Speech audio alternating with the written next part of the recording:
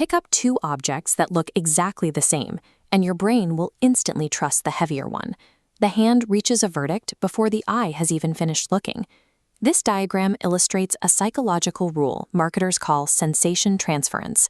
Balancing out density against investment shows a strict biological math.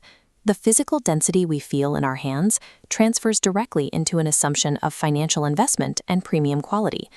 Yet the entire discipline of modern industrial design operates with a massive blind spot.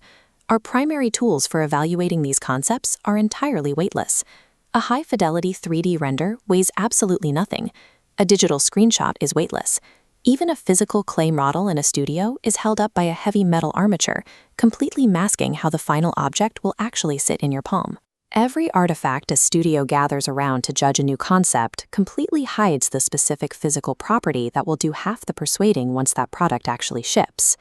Because density communicates seriousness so effectively, premium manufacturers spend significant capital just to buy gravity. In automatic watches, a spinning weight winds the movement. Milled from dense tungsten or platinum rather than steel, a microscopic swing does measurable mechanical work. This engineering provides a deliberate side effect. It makes the timepiece feel substantially heavier. You see this engineered heft everywhere. It is the reason laptops are milled from a single, dense block of solid aluminum, and why a car door is acoustically tuned so its physical mass delivers a deep, reassuring slam rather than a hollow rattle. But there's a second, cheaper way to achieve this feeling: the dishonest gram. You can bypass authentic engineering entirely and instantly make a cheap, hollow product feel heavy through simple deception. In the 1930s, the industrial designer Henry Dreyfuss realized that shoppers were rejecting his new products. They simply felt too light to be reliable. His solution for the 1939 Big Ben alarm clock was highly practical. He bolted a dead 3-ounce metal slug inside the hollow plastic shell.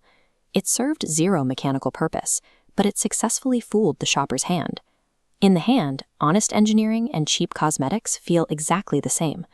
The decision between real materials and fake lead weights is an ethical choice made out of sight, long before the product hits the assembly line. Today, that engineering logic is being squeezed by an opposing force: lightweighting. In modern design, every excess gram has become a severe functional liability. In battery-powered vehicles, shedding weight directly buys range and electrical efficiency. Engineers have to ruthlessly hollow out structural beams to keep the car viable. The same strict mass reduction math applies to personal technology. Anything you have to carry in your pocket or on your back all day needs to be engineered so it practically floats.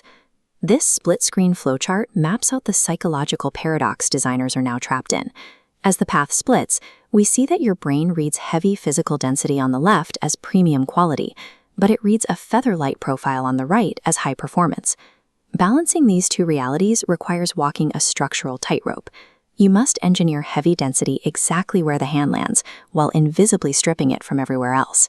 Walking that tightrope is impossible if you treat mass as a late-stage styling flourish. The felt quality of a product is actually authored in the very first materials brief.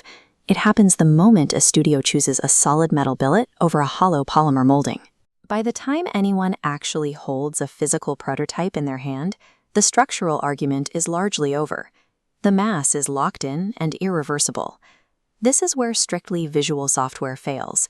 A screen cannot warn a studio that their beautiful, photorealistic render is going to feel like a cheap, hollow plastic shell in reality. Solving this requires design intelligence platforms that bridge the gap between pixels and physics. You have to lock visual intent to physical truth at the exact moment of conception. Because while concept decisions are as cheap as a sketch, they are brutal to fix once the factory tooling is cut. To get it right, you have to feel the physical reality of the design long before it is ever built.